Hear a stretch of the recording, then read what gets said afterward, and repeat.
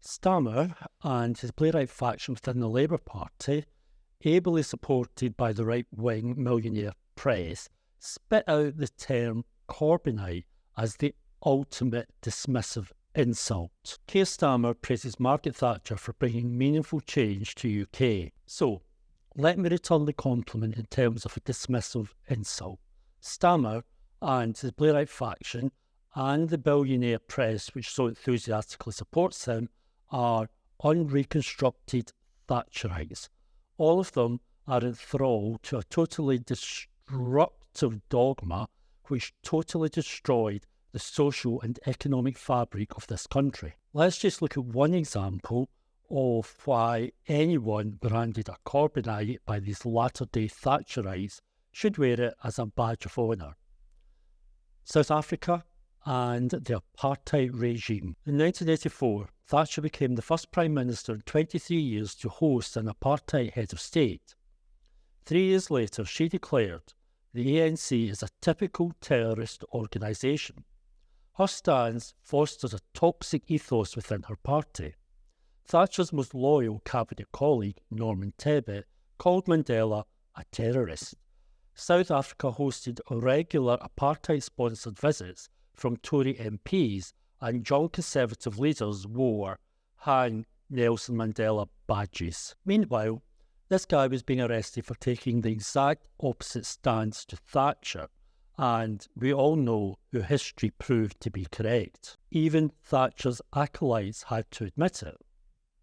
Eventually in 2006, Conservative leader David Cameron admitted they had got it wrong and that Mandela was, quote, one of the greatest men alive.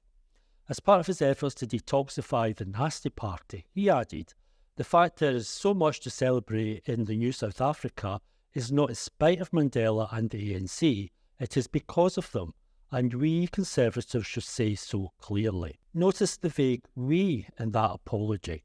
Cameron should have been apologising for his own individual responsibility. When Cameron latches on the Mandela bandwagon, remember that in 1985 he was a top member of the Federation of Conservative Students who produced the Hang Mandela posters.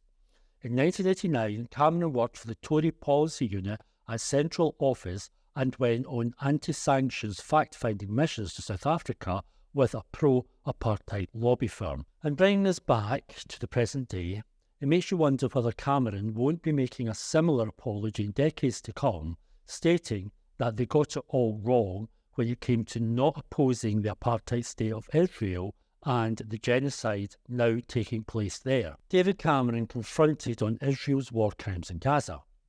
When questioned by Parliament's Foreign Affairs Committee Chair, Alicia Cairns, David Cameron, the UK Foreign Secretary, tried to evade a line of questioning and didn't confirm whether he had reviewed any legal advice from the Foreign Office indicating that Israel is in violation of international humanitarian law in Gaza. But this time, it won't just be the Tories apologising for their support for the apartheid regime. It will be their fellow Thatcherites in the other Tory party, which is currently masquerading as some sort of alternative. Angela Rayner begins the debate on the anti-BDS bill by making it clear the Labour Party opposes boycotts and sanctions against apartheid. This Labour leadership would have been on the side of Thatcher opposing sanctions against apartheid in the 1980s too. Let me start by making clear that the Labour Party completely opposes a policy of boycott, divestment and sanctions against Israel. And by complete contrast, here is a man whose moral compass has never wavered. He's been as consistent in his opposition to the apartheid regime in Israel as he was in his opposition to the apartheid regime in South Africa. Here he is supporting South Africa's case accusing Israel of genocide at The Hague. Do you think anything is going to change if there is a decision in favour of the South African application? Everything is incremental.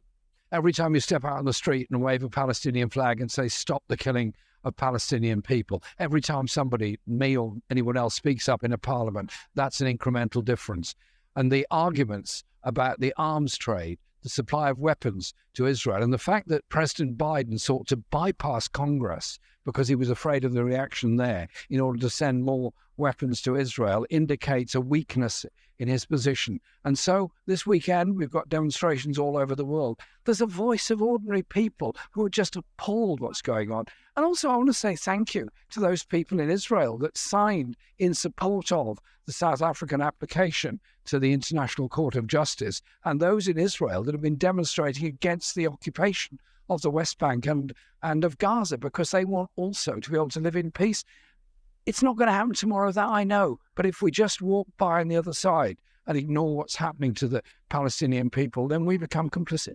So, spit out your Corbynite insult all you want. If it comes to a choice between this man and the genocide-supporting, apartheid-endorsing, Thatcher-loving frauds currently leading both the Labour Party and the Tory Party, well then, no contest. Please support left-wing voices on social media by liking this video and subscribing to the channel.